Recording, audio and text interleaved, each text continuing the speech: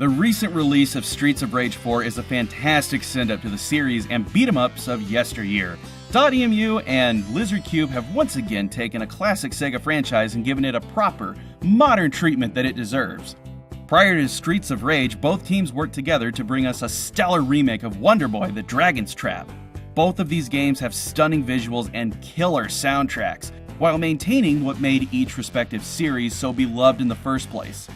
This all got me thinking, what other games could use a fresh coat of paint like this? In particular, what Sega titles could fit the .emu and Lizard Cube formula that's currently batting 1,000?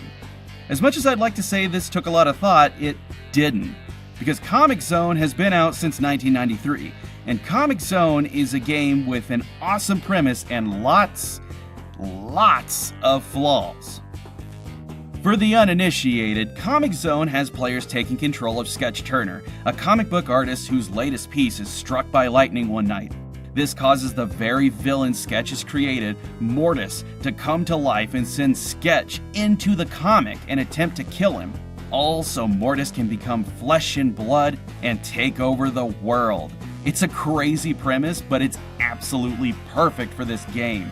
Tons of enemies and hazards are drawn in by Mortis as Sketch fights his way through the comic, jumping across panels and pages, collecting power-ups, and beating the ever-loving crap out of everything in his way. Despite releasing in 1995, Comix Zone still looks fantastic today and sounds equally as good. Yet, with the fine folks behind both Streets of Rage 4 and The Dragon's Trap, I can't help but wonder what the comic book panels and oddball characters would look like in high definition. Comix Zone's art style leans a bit closer to Streets of Rage than Wonderboy, and given the comic book-esque style of Streets of Rage 4's cutscenes, there's no doubt the team could do it justice. And like we already said, the music is absolutely killer. Howard Drawson's work for Sega in the 90s is absolutely iconic. Yet, there were obvious limitations with the Genesis hardware at the time, and hearing these songs reimagined with proper instrumentation that they deserve would be stellar. In some ways, this sort of already exists in an official capacity. Comix Zone had a CD packed in with every copy for the Genesis, and in the UK this included an arranged version of songs from the game. But look, obviously any remake can look and sound prettier. This isn't anything new. Why Comix Zone exactly? Well, you remember that killer premise I talked to you about earlier? The one that makes Comix Zone sound unabashedly 90s but certainly looks cool? Well, try playing it. See, here's the thing. Comix Zone was made at a time where the video game industry was still terrified of rental stores like Blockbuster or Hollywood Video. At the time, there was only so much you could stuff into a cartridge. Therefore, companies felt that when a game was short and easy, consumers would rent it for a weekend, beat it, and then companies would lose out on revenue. While this mentality was starting to ease up a bit during the 16-bit generation, that didn't stop it from steamrolling certain games, and sadly, Comix Zone is one such title.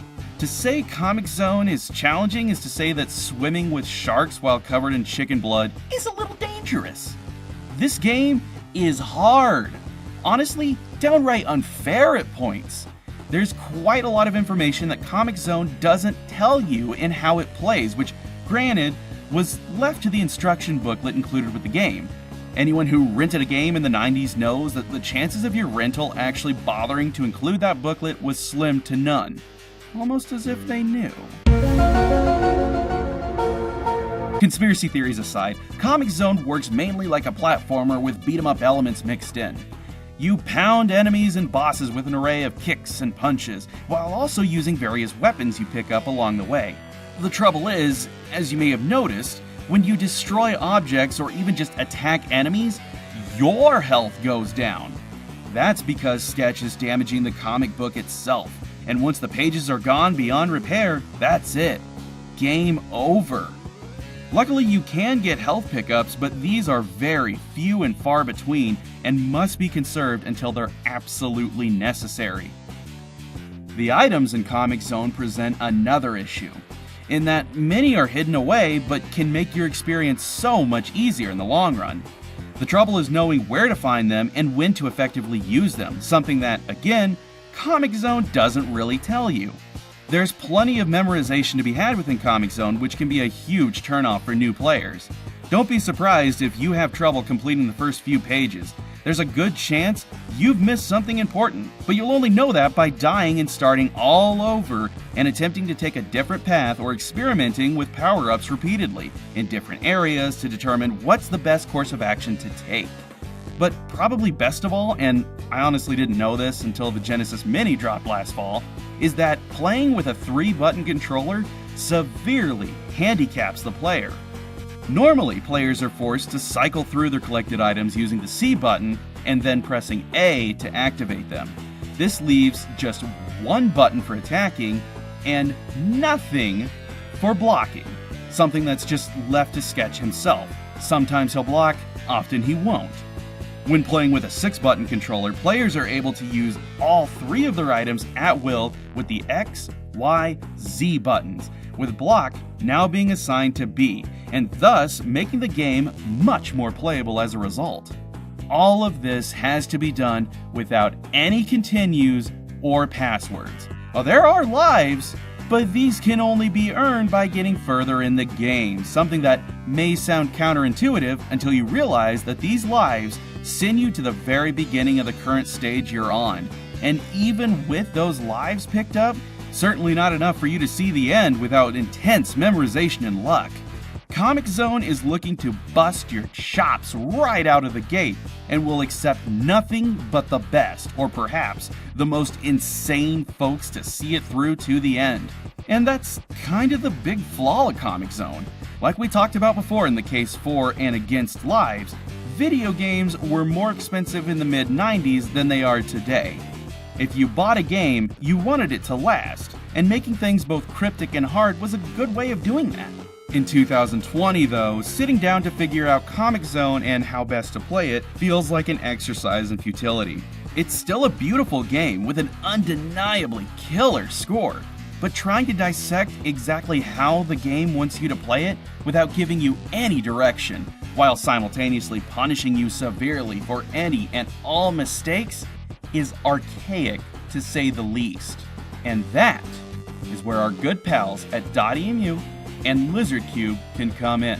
The original version of Wonderboy 3: The Dragon's Trap is one of, if not the best, Master System game ever made, yet the remake adds in some very basic but appreciated updates, such as the ability to switch your secondary weapons with L and R, retaining your gold when you die in a dungeon instead of losing everything you've earned, and of course, a save feature. Very basic quality of life changes like this would go a long way in making Comix Zone a more approachable title for players of today. Being able to save your progress between chapters alone would be an astronomical help. So would interchangeable difficulties. It wouldn't be asking much, I think, to add the ability to switch off taking damage from destroying the environment, or give better tips and instructions on what each item does, and perhaps when best to use it. Again, the instruction booklet went over this, but having it in-game is always appreciated. Streets of Rage 4 also proves that .emu and Lizard Cube aren't against challenging players either. Oftentimes, players are tossed into situations that require a real understanding of combos, attacks, and how to hold their own in a fight. This is important because Comix Zone is difficult, but in many ways, that's also a sort of a defining feature for the game. The idea here isn't to strip away all challenge and make the game a cakewalk, but to balance it out and make it a game that doesn't require hours upon hours of your time just to get beyond the second or third level. Comix Zone is a game of its era, made by the fine folks of the Sega Technical Institute. What's there is an experience like few others, and it's all done phenomenally well. It's also a somewhat forgotten title in Sega's history, one that came out shortly after the Sega Saturn and only a month before the Sony PlayStation. The roadblocks that were there, however, wouldn't require a total overhaul, but rather it's an opportunity at some fine-tuning and adjusting. All of the issues I've pointed out today would, at least as I understand it, be fairly simple to fix, and .emu and Lizard Cube have repeatedly proved that they have some real love for Sega franchises that they've worked on. But the key with these teams is that it's not just any particular series that they've worked with. Sega has a rich history that's sadly underrepresented. The number of beloved IPs that haven't been touched, or at the very least done justice, in decades can seem disheartening to some, which is what makes the triumphs of Streets of Rage 4 and Dragon's Trap that much sweeter. You may frequently hear folks ask for remakes of games that they remember fondly, that had a chance to really shine and get their name into folks' mouths. In my opinion, Comix Zone isn't just the perfect game to remake because of its flaws, but because it deserves a second chance to really shine. .emu and Lizard Cube aren't just going for titles the general public knows, they're aiming for deep cuts. Games they love unabashedly as fans and can do serious justice to as professionals. Their work more than speaks for itself, and I have no doubt that Comix Zone would fit nicely in their portfolio.